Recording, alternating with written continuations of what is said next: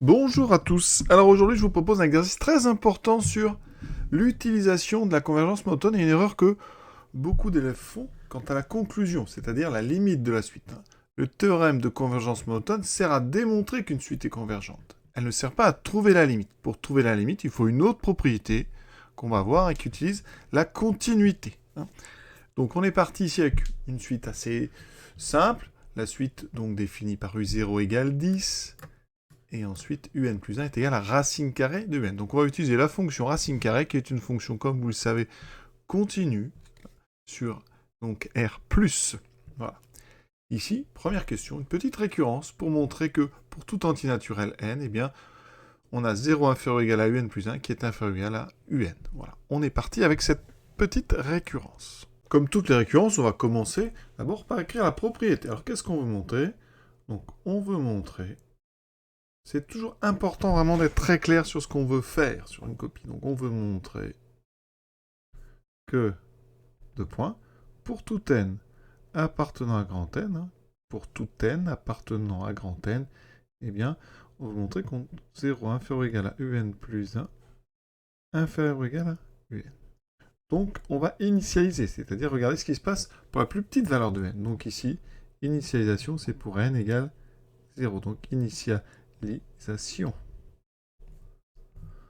pour n égale 0. Est-ce que déjà la propriété est vraie? Alors on la regarde. Vous aurez donc effectivement ici U1, U0. Donc j'ai besoin de calculer U0 et U1. Donc U0 on me le donne, c'est 10. U1, alors c'est racine carrée de 10. D'accord, j'utilise la relation de récurrence.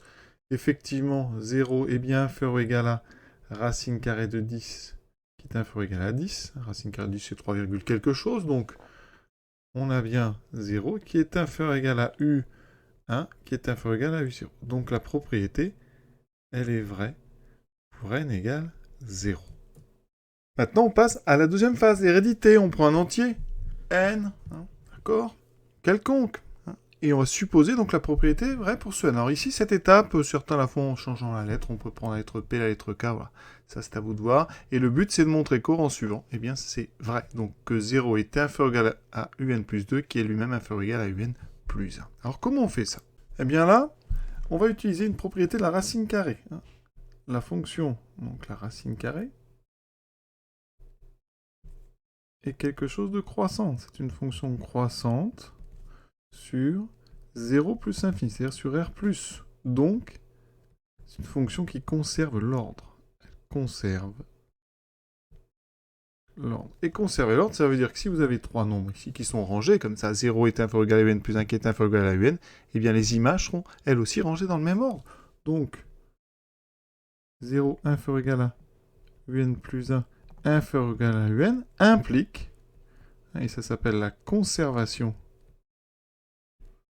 de l'ordre, eh bien ça implique que racine carrée de 0 est inférieur ou égal à racine carrée de un plus 1, qui est inférieur ou égal à racine carrée de un. Et si vous regardez bien, eh bien ici en bas, ça veut dire que donc, eh bien ça implique que 0 est inférieur ou égal à racine de un plus 1, c'est un plus 2, inférieur ou égal à racine de un, qui est un plus 1. Donc le but est atteint, l'hérédité est démontrée. Voilà. Maintenant, on peut faire notre conclusion. Et on écrit, donc, la propriété est vraie pour n égale 0, elle est héréditaire, donc elle est vraie pour tout n appartenant à n. Et on la recopie, cette propriété, pour tout n appartenant à grand n, 0 est inférieur ou égal à un plus 1, qui est inférieur ou égal à un. Deuxième question. Et là, on va utiliser un théorème, le théorème de convergence monotone, qui dit, alors ça dépend de la situation, mais une suite croissante majorée est convergente. Autre version, une suite décroissante minorée est convergente. Alors ici, dans quelle situation on est? Alors, on sait que, ici, on sait que, quel que soit n appartenant à grand n, eh bien 0 est inférieur ou égal à un plus 1, qui est inférieur ou égal à un. Donc, première chose, pour tout n entier naturel, un est donc positif. Et ça veut dire que la suite un, donc je mets des parenthèses, elle est donc minorée. Minorée par 0. Minorée, ça veut dire qu'il y a un nombre réel qui est plus petit que tous les termes. Mineur, plus petit. Donc là, eh bien, c'est la propriété de décroissance minorée qu'on va utiliser. Il faut donc s'assurer que la suite est bien, elle aussi, enfin, elle est bien décroissante. Et la propriété qu'on vient de montrer, elle est double, en fait. On vient de montrer que c'est minoré, mais en même temps. Donc, pour tout n appartenant à grand N, on vient de montrer que un plus 1 est plus petit ou égal à un. Et ça, eh bien, ça veut dire que la suite un, elle est décroissante. Donc, eh bien, on a tout ce qu'il faut. La suite un, elle est donc décroissante et minorée. Entre parenthèses, on minoré par 0. Donc, eh bien, d'après le théorème, et vous écrivez un théorème de convergence monotone, la suite un, elle converge. Et là, attention, parce qu'il y a une erreur. On sait ici qu'elle converge. D'accord? Converge, ça veut dire donc, il existe un nombre L réel, tel que la limite, donc quand n tend vers plus l'infini de un, est égale à L. Mais on ne sait pas quelle est la valeur de L. Souvent, les élèves confondent. Comme elle est minorée par 0, ils ont envie de dire que, eh bien, ça tend vers 0. Mais ça n'est pas une... On peut très bien être minoré par 0 et tendre vers quelque chose qui est un peu plus grand que 0. D'accord? On pourrait très bien minorer cette suite par moins 10. Elle est aussi plus grande que moins 10, mais ça ne fait pas de moins 10 sa limite. Donc là, ici, avec le terme de convergence monotone, on ne peut pas trouver la limite. Donc vous ne pouvez pas dire la limite, c'est 0 ici. Il faut le démontrer par une autre propriété. Tout ce qu'on peut dire sur la limite à ce moment de la partie, ici, c'est que, ici, cette limite, elle, est obligatoirement supérieure ou égale à 0, puisqu'elle est minorée par 0, elle est plus petite ou égale au premier terme de la suite, puisque la suite est décroissante. Donc on est entre ici 0 et U0 qui vaut 10. Voilà tout ce qu'on peut savoir. On ne peut pas être plus précis pour l'instant. Et il faut donc un deuxième théorème pour trouver la limite. Et pour ça, eh bien, ce théorème, c'est le suivant. On va réécrire la relation de récurrence. Un plus 1 est égal à racine carrée de un. Ici, quel que soit n appartenant à grand N. Ça veut dire qu'ici, un plus 1 est égal à f de un, avec ici f de x, qui est égal à racine carrée de x. Et on sait que la racine carrée, on sait, parce que c'est une fonction de référence, que f est continu sur R+. D'accord? Ici, ça tombe bien, parce qu'ici, pour tout n appartenant à grand N, eh bien un appartient à R+. Donc on va pouvoir utiliser la continuité, et on va pouvoir passer à la limite dans la relation de récurrence. Quand on passe à la limite, eh bien ça donne ceci, un plus 1 est égal à f de un, on passe ici à la limite, donc en général, passage à la limite. On a besoin de la continuité, de la fonction continue. Ça veut dire qu'on trace la courbe sans lever le crayon. Et bien ici, ça veut dire que la limite, donc à gauche ça fera L, et à droite ça fera f de L. Et donc on sait ici que L va être égal à f de L. Alors f c'est racine carrée, donc si on enlève L, ça veut dire que un est égal, enfin un plus 1 est égal à racine carrée de un. Voilà. Donc L est égal à racine carrée de L. Donc on va résoudre cette équation pour trouver quelles sont les valeurs possibles de L. On sait que L existe, on sait que L est entre 0 et 10, et on sait que L est solution de cette équation. Comment on résout cette équation? Eh bien, on sait que L est positif, donc on va mettre au carré. L au carré doit être égal à L. Oui, j'ai mis L au carré, racine carrée de L au carré, ça fait L. L carré est égal à L, ça veut dire que donc L carré moins L est égal à 0. Je factorise par L. L fois L moins 1 est égal à 0. Donc ici, L est égal à 0 ou L est égal à 1. On a donc deux solutions possibles. Laquelle est la bonne? Et là, tout de suite, voilà l'intérêt de cette vidéo.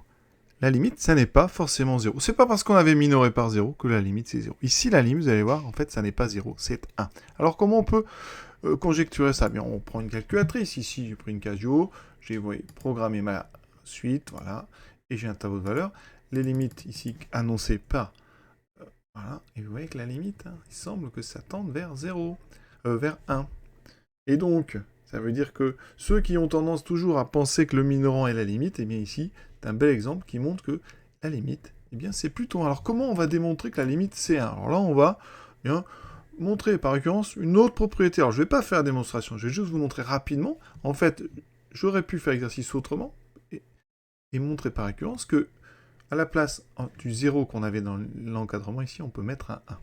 Regardez ce qu'on va montrer. On va montrer cette propriété ici. Alors, l'initialisation est évidente, c'est la même. Au niveau de l'hérédité, eh bien c'est très simple. C'est exactement le même principe. On suppose donc 1 inférieur ou égal à un plus 1 inférieur ou égal à un. On passe à racine carrée qui conserve l'ordre. Donc racine carrée de 1, eh bien ça m'aurait donné ceci. Et vous voyez, j'aurais trouvé 1 plus petit que un plus 2 plus petit que un plus 1. Et donc la propriété, eh bien, elle aurait été démontrée. Ça veut dire qu'ici, eh bien, on a un autre minorant. En fait, cette suite, elle est minorée par 1. On admet donc qu'on a montré que pour tout n appartenant à n, 1 est inférieur ou égal à un plus 1 qui est inférieur ou égal à un. Dans ce cas-là, eh bien, on va montrer que la suite est minorée décroissante. Elle est donc convergente. Elle a une limite, mais cette fois-ci, eh bien, avec ce nouvel encadrement, eh bien, ici, on en déduit que, donc, eh bien, on en déduit que cette limite, elle n'est pas entre 0 et le premier terme, elle est donc entre 1 et le premier terme qui était 10. Et conclusion, comme on n'avait que deux valeurs possibles, 0 ou 1, eh bien, forcément, donc la seule possibilité restante,